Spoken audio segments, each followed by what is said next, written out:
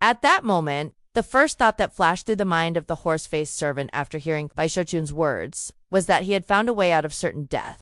But then, as his gaze shifted to the two towering mountains of flesh, behind Bai Shaochun faces smiling but with no kindness in their eyes, he hesitated. He began. Bai Shaochun smiled sweetly, looking harmless from head to toe. He stepped forward, patted the horse-faced servant's shoulder, and said warmly, "Congratulations, senior brother, on becoming an outer sect disciple. From now on, you'll soar like a dragon, rising with the wind. Your future will be limitless. But since I ran all the way here, shouldn't senior brother compensate me a little for my losses?" The horse-faced servant's face darkened. If he still didn't understand what the other meant, then all his years of living would have been wasted. He glanced at Bai Shaochun, then at Zhang Doubao and He Songbao, his face flickering as he weighed gains and losses. Finally, the young man gritted his teeth. To give up this chance he was unwilling. Waiting another month was small, but who knew what strong opponents might appear then? And these three in front of him, he might still encounter them again. More than that, his longing to become an outer sect disciple burned too fiercely. At this moment, compromise was his only choice. "How much compensation do you want?" he asked through clenched teeth.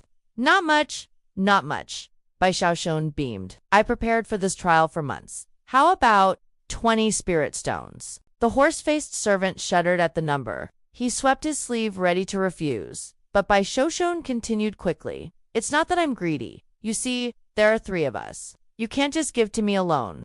For this trial, even my first senior brother and third senior brother grew thin." This time Bai Shaochun was not Lei and Zhang Dabao, and He Songbao really had lost weight from running so much. The horse-faced servant looked at them, cursing inwardly. After some haggling, the price was settled at 16 spirit stones. Swallowing his anger, the servant threw Bai Shaochun a pouch. "Fine," he said hoarsely. "No problem. Senior brother, just wait here. 2 more will arrive soon, and we'll open the gate together."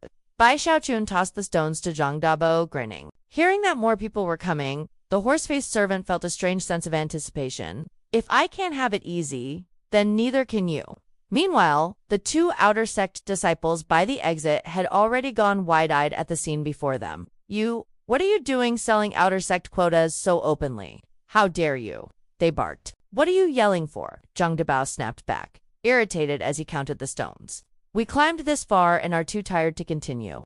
Giving the quota to fellow disciples is that not allowed, and if they want to compensate us for our losses, why shouldn't they?" The outer sect disciples froze, unable to find words to refute. Just then, 7 or 8 exhausted servants dragged themselves up the trial road, gasping like thunder. Leading them was a burly man in his 30s, bare-chested and powerful, stepping forward one heavy stride at a time. Bai Shaochun's eyes lit up and he rushed to meet him. "Senior brother, you've come a step late. But fortunately, my senior brother suddenly decided not to take the outer sect quota. Do you want it?" The burly man blinked, then took in the scene on the peak. His face hardened.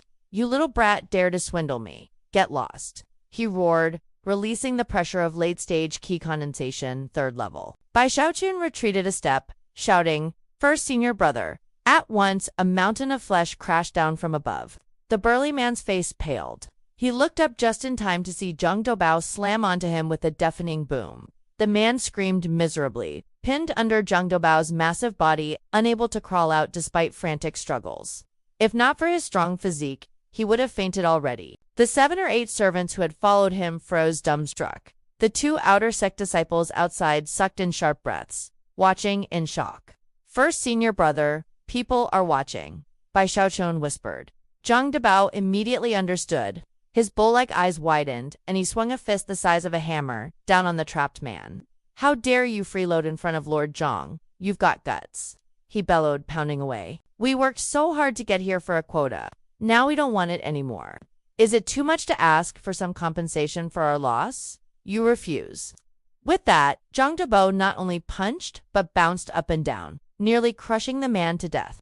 In terror, the burly man hastily raised a pouch. "Compensation, I'll compensate." Zhang Dabao stopped at once, helped him up, and dusted off his clothes with a bright smile. "Haha, good brother. Why didn't you say so earlier?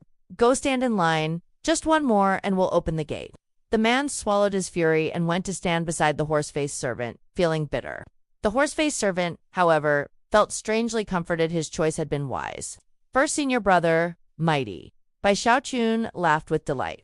Seeing the group behind the burly man still frozen with shock made him even happier. Zhang Debo, proud of himself, swaggered over and sat by the exit, blocking the way. The two outer sect disciples looked at each other, speechless. They had thought these three were already outrageous before, but now, compared to this, their earlier deeds had been gentle. They were robbing people. Outright robbery. Rage and jealousy filled their hearts. Why hadn't they thought of such a scheme back then? The 7 or 8 servants behind the burly man, however, were struck with a different thought. They had seen everything clearly, and suddenly, hope lit in their eyes. Originally, their chance of becoming outer sect disciples had been slim. But now, with this turn of events, it was as if a door had opened. Brothers, only one quota left, Bai Xiaochun said slyly, raising his voice. Highest bid wins. Gasps spread as his words struck everyone's hearts. I'll pay 10 stones. 11. 15. In moments, the place became an auction hall. Bai Xiaochun and his 2 companions grew more excited with every bid. But for the outer sect disciples, it was intolerable. They were already furious, but to see an open auction it was maddening. In their eyes, the most despicable of the 3 wasn't the brutish Zhang Debao, but that seemingly innocent Bai Xiaochun. Unbelievable. Shameless. One of them growled, eyes red with anger, or perhaps jealousy. He turned to run off and report this to the sect overseers. Meanwhile, Bai Xiaochun glanced around and decided the bidding wasn't fierce enough. His eyes flickered as he called out again. Fellow brothers, hurry. Time drags on, and more servants will be arriving soon. To them, this chance is worth selling their very lives. Just then, a girl's voice rang out from below, excited and breathless. I, little sister who bid 30 spirit stones. My family is a cultivation clan. We have plenty of stones.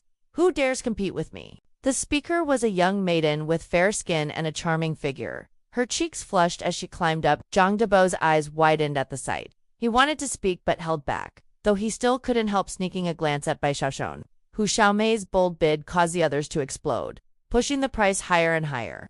At last, she won, paying an amount that made both the horse-faced servant and the burly man feel that, in comparison, they had gotten a bargain. Soon, Hu Xiaomei straightened her chest proudly, casting scornful looks at the others behind her. With the horse-faced servant and the burly man known as Brother Lang, she stepped onto the final stair and out of the trial grounds. Behind them, Bai Xiaochun and his 2 companions clasped fists and bowed deeply. Congratulations, fellow Taoists. From today, you are dragons among men, soaring freely into the skies. The horse-faced servant and the burly man stood at the peak, dazed. They had become outer sect disciples, yet their joy was far less than they had imagined. Bai Xiaochun's words echoed in their ears, and the 2 could only share a bitter smile. Only Hu Xiaomei was flushed with excitement, her delicate face glowing with joy. I can't believe my luck. Who would have thought, little sister, who would encounter such a wonderful thing? She thought proudly.